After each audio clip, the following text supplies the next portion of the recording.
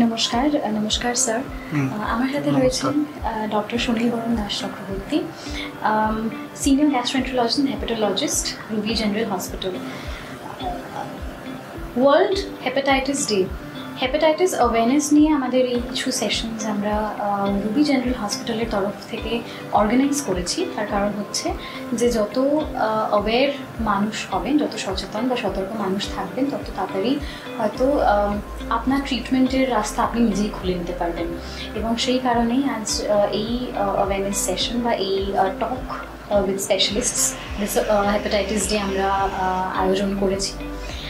অসংখ্য ধন্যবাদ স্যার আজ এখানে আসার জন্য, কথা বলার জন্য।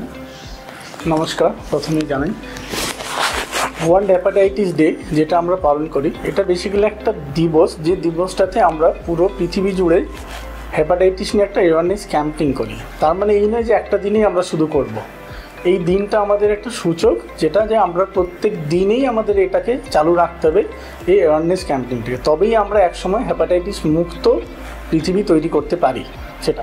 সো এটা ইজ জাস্ট সূচক। সো প্রত্যেক দিনেই আমাদের নিজেদের মধ্যে, নিজেদের সোশ্যাল এরিয়াতে, নিজেদের হসপিটালের মধ্যে, বৃহত্তর হচ্ছে দেশের মধ্যে এই অ্যাওয়ারনেসটাকে প্রতিনিয়ত চালু রাখতে হবে, তবেই এটাকে আমরা সাকসিড করতে পারবো।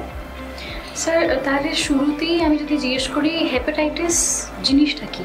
হেপাটাইটিস হচ্ছে জিনিসটা আমাদের লিভারে যদি কোনো ইনফেকশন বা কোনো কারণে যদি ইনফ্লামেশন বা ইনজুরি হয়, যেটা বাংলায় আমরা প্রদাহ বলি, সেই জিনিসটাকে আমাদের মেডিকেল টার্মে হেপাটাইটিস বলা হয়।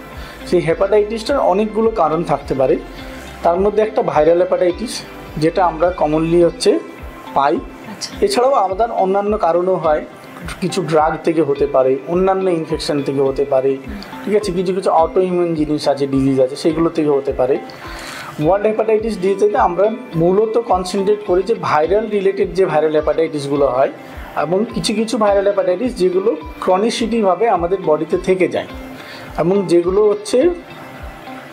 লং টার্মে আমাদের লিভারের মধ্যে ইনজুরি করে বিভিন্ন রকম সমস্যার সৃষ্টি করে। এই জিনিসটাকে অ্যাওয়ারনেস তৈরি করা, যাতে এই ভাইরাল হেপাটাইটিসটা থেকে আমরা নিজেদেরকে দূরে সরিয়ে রাখতে পারি।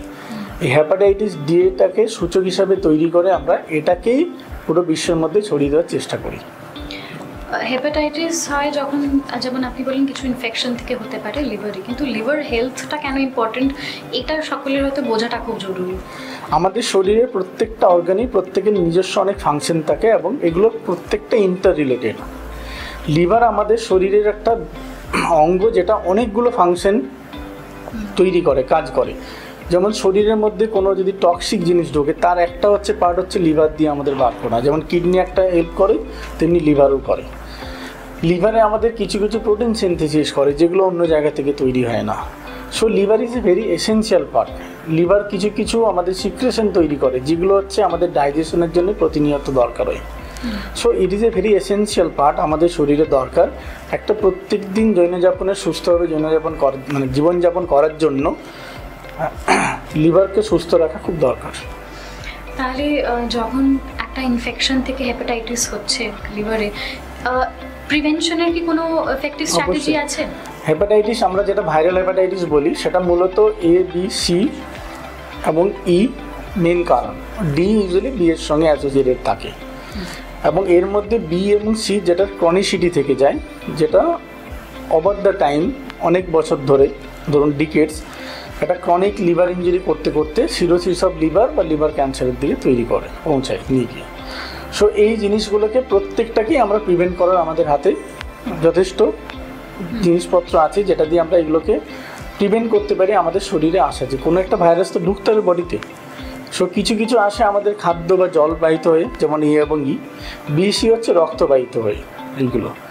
সো এ এবং ই যদি আমাকে প্রিভেন্ট করতে হয়, তাহলে আমাদের নিজস্ব হাইজিন মেনটেন করতে হবে, যে আমরা খাচ্ছি যে খাবারগুলো, সেগুলো প্রপারলি হাইজিনিক হয়তো তৈরি হয়েছে কিনা।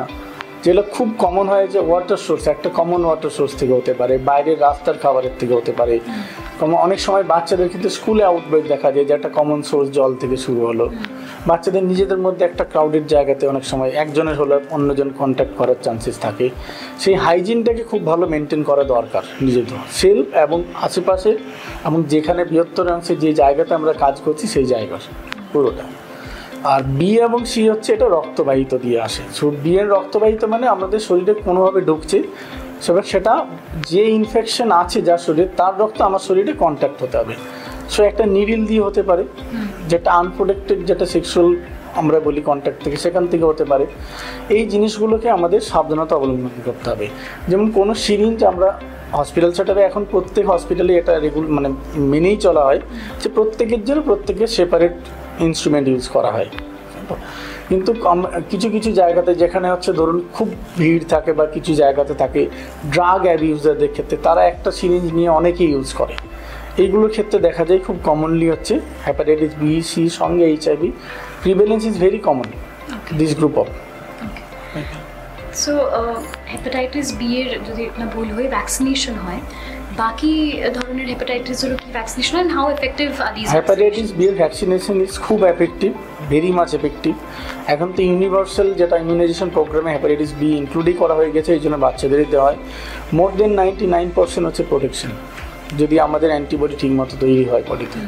So is a very effective. এই জন্য এখন হেপাটাইটিস বি এর ইমিউনাইজেশন আমরা চেষ্টা করছি যে 100% ইমিউনাইজেশন যাতে করা যায়, ঠিক আছে। এর ইমিউনাইজেশন করা যায়, এর ইমিউনাইজেশন হয়, বাট লং টার্ম থেরাপি মানে এর যে ভাইরাসটা নিজেদেরকে চেঞ্জেস করতে থাকে।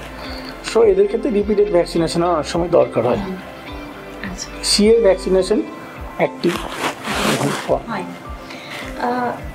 আপনি প্রত্যেক দিন আমি দেখেছি যে আপনার পেশেন্টস একদম লাইনে দাঁড়িয়ে থাকেন, নিঃশ্বাস নেওয়ার সময় পাওয়া যায় না, কিন্তু কিছু কেস স্টাডিজ যদি আপনি শেয়ার করেন যেখানে, কারণ এই জন্যই বলছি কারণ এটা তো টিপিক্যালি কেটার করবে একটা ইন্ডিয়ান অডিয়েন্সকে। আমরা গল্প শুনতে ভালোবাসি এবং গল্প শুনলে হয়তো কিছু শিক্ষা আমাদের বেশি আমাদেরকে শিখিয়ে যায়। সেরকম ক্ষেত্রে কিছু কেস স্টাডিজ যদি আপনি শেয়ার করেন।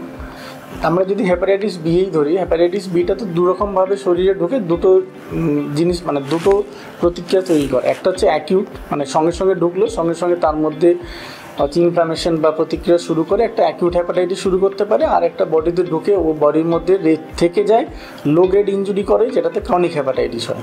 অ্যাকিউট হেপাটাইটিসটা আমাদের ক্ষেত্রে পার্টিকুলার ইম্পর্টেন্স, কারণ কিছু ক্ষেত্রে দেখা যায় এটা অ্যাকিউট লিভার ফেলিওর করে আস্তে আস্তে। সো এখন দেখা হয় যে সিভিয়ার অ্যাকিউট হেপাটাইটিস যদি থাকে অ্যাকিউট হেপাটাইটিস বিতে, আমরা অ্যান্টিভাইরাল থেরাপি স্টার্ট করি। আমারই পেশেন্ট আছে এরকম, যার বিলিরুবিন প্রায় 28-এ পৌঁছে গেছিলো, আয়নার কোয়াগুলোপ্যাথি স্টার্ট হয়েছে, পেশেন্ট উইকনেস ফিল করেছে, তারপর আমরা তাকে অ্যান্টিভাইরাল স্টার্ট করেছি। ওভার দ্য টাইম সেই পেশেন্ট হচ্ছে ভালো হয়ে গেছে, একদমই নর্মাল। বাট সেই ক্ষেত্রে থেরাপি ওকে দেখতে হয় কতদিন ভাইরাসটা আছে বডিতে, সেইভাবে দেখে কন্টিনিউ করা হয়। এরকম মানে বেশ কিছু পেশেন্ট আছে আমার যারা ফলো আপে আসে, কিছু একদমই ভালো হয়ে গেছে। অ্যাকিউট হেপাটাইটিস বি এর সব থেকে ভালো হচ্ছে যেটা, যখন পেশেন্ট একবার রিকভার করে যায়, পুরো বডি থেকে ভাইরাসটা বেরিয়েই যায়। So he basically cured from the hepatitis virus, and he developed an antibody that keep the protection against the repeated infection also, মানে ফার্দার হয় না। এরকম আছে পেশেন্ট আমার, অনেক পেশেন্ট যারা হচ্ছে অ্যাকিউট হেপাটাইটিস বি হয়েছে, কিছু ফেলিওরে মানে পুরো ফেলিওর না, যারা ইম্পেন্ডিং ফেলিওরের দিকে যাচ্ছে, যাকে আমরা অ্যান্টিভাইরাল স্টার্ট করেছি, তারা ভালো আছে এবং ওভার 10 years তারা ভালো আছে। ক্রনিকের ক্ষেত্রেও তাই, ক্রনিকের প্রথমে ভাবে লোকে হেপাটাইটিস বিসি হলো বোধহয় আমি মরেই গেলাম, এই জিনিসটা একবারেই বলি। হেপাটাইটিস বিসি 8-5-10টা রোগের মতোই, যাকে রেগুলার ফলো আপ করে বছরের পর বছর ভালো থাকা যায় একদমই চিকিৎসা করে। এবং সেক্ষেত্রে রেগুলার ফলো আপ করলে আমরা সিরোসিস অফ লিভার ক্যান্সার এগুলো প্রিভেন্ট করতে পারি। যদি কারো হয় আর্লি ডিটেকশন করতে পারি, তার চিকিৎসা করলে সেই পেশেন্ট অনেক দিন ভালো থাকে, এবং এরকম প্রচুর পাবেন। কিওর যে আপনি বললেন এখন ভালো আছেন, তাহলে তাদেরকে কি ওই মেডিকেশন না, যেমন ধরুন অ্যাকিউট হেপাটাইটিস বি যাদের থাকে, যাদের আমরা কিছুদিন পরে দেখি 6 month to 8 month বা 9 month পরে একটা রিপিট টেস্ট করে যদি দেখা যায় যে সারফেস অ্যান্টিজেনটা নেগেটিভ হয়ে গেছে, আমরা তখন আর তাকে ফলো আপ রাখি না, বলি ইট ইজ কিওর। বাট ধরুন কারো সিভিয়ার ইম্পেন্ডিং ফেলিওর ছিল, তার চলছিল, তাকে আমরা ফলো আপ করলাম, নেগেটিভ হয়ে গেলো, তখন আমরা অ্যান্টিভাইরাল বন্ধ করে তাকে আমরা কিছুদিন ফলো আপে রাখি, তারপরে নেগেটিভ পারসিস্টেন্ট থাকলে তাকে আমরা বলি আসার দরকার নেই। So they are basically cure. এবার ক্রনিক যদি থাকে, ক্রনিকের সমস্যাটা হচ্ছে ভাইরাসটা বডিতে থাকে ইনঅ্যাক্টিভভাবে, বাট যদি আমরা সেটাকে কন্ট্রোল করে রাখি, তার যে ইনজুরি বা তার যে খারাপ দিকগুলো সেগুলোকে আমরা প্রিভেন্ট করে রাখতে পারি। তার জন্যে যাদের ক্রনিক হেপাটাইটিস বি বা সি হয়ে থাকে, তাকে আমরা বলি রেগুলার ফলো আপে থাকুন, কারণ তাদের কোনো সিমটম বা লক্ষণ খুব কম থাকে, জাস্ট ফলো আপ করে থাকলে ওনার বছরের পর বছর ভালো থাকবেন। আর এআরই এর ক্ষেত্রে কি হবে? তার এআরই তো ইউজুয়ালি অ্যাকিউট হেপাটাইটিস করে। সো দেয়ার হচ্ছে একবার ইনফেকশন হলো, আমরা চিকিৎসা করলাম, ভালো হয়ে গেল, so the good from this virus. Okay, মানে আর সেরকম রেকারেন্সের কি চান্সেস থাকে? হয় না, রেকারেন্সের চান্সেস কম থাকে। রেডিসে হয় না, they give an protection to the মানে immunity to the person. Okay okay okay, thank you so much, thank you very much. এখানেই শেষ করব এই সেশনটা, এই এপিসোডটা। সুস্থ থাকবেন, ভালো থাকবেন, এবং যদি কোনো রকমের ওই যেরকম একটু আগে কথা হলো যে ডিপ ইউরিন বলুন বা জ্বর হচ্ছে, গা ম্যাজম্যাজ করছে, এরকম কোনো অসুবিধা হলে নিজেকে সেলফ ডায়াগনোজ না করে always please do visit hospital, যেখানে doctors are there for you. এখানেও আসতে পারেন, রুবি জেনারেল হসপিটাল আমাদের কাছে, এখানে আমাদের গ্যাস্ট্রো টিম আছে, স্পেশালাইজড ডক্টরসরা আছেন যারা we are always there at your service. Thank you so much. ধন্যবাদ। আমি আজকে ওয়ার্ল্ড হেপাটাইটিসে একটাই আমি মেসেজ দিই, সবাই ভালো থাকুন, সুস্থ থাকুন, এবং ওয়ার্ল্ড হেপাটাইটিস ডেতে এই জিনিসগুলো নিজেদের মধ্যে আলোচনা করুন এবং সারা বছর ধরে এই জিনিসগুলোকে নিয়মিতভাবে ফলো আপ করার চেষ্টা করুন। সেটা আমরা ডাক্তার হিসেবে, আর আপনারা সাধারণ জনমানুষ যারা আছেন, জনসাধারণ যারা আছে, তারাও নিজেদের মধ্যে এই অ্যাওয়ারনেসটাকে নিজেদের মধ্যে ছড়িয়ে দিতে থাকুন এবং সবাই মিলে ভালো থাকুন, সুস্থ থাকুন। ধন্যবাদ।